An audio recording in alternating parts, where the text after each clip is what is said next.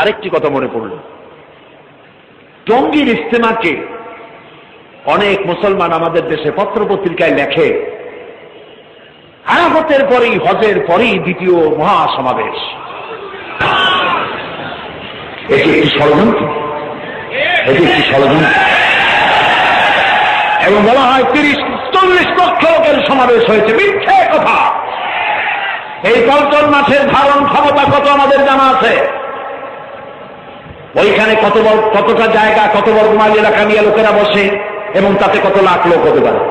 আচ্ছা, যাই হোক, আমি বলতে চাই, টঙ্গীতে যদি 50 কোটি লোক একত্রিত হয়, আরাফাতের 1 ইঞ্চি জমিনের সমান হবে না। যারা আরাফাতের পরে, হজের পরেই দ্বিতীয় সমাবেশ বলে, তারা বেয়াদব। আরাফাতের ময়দানে ডেকেছেন আল্লাহ। আরাফাতের ময়দানে কে ডেকেছেন? আল্লাহ। আর আরাফাতের ময়দানে হাজির হওয়া ফরজ। আদম আলাইহিস সালাম থেকে শুরু করে সমস্ত পয়গম্বরদের চোখের পানি চুকায়েছে আরাফাতের মাঠে। আরাফাতে যাওয়া ফরজ, টঙ্গীতে যাওয়া মুসলমান। কাজে কোন মুসলমান এই বেয়াদবি শব্দ ভবিষ্যতে উচ্চারণ করবেন না।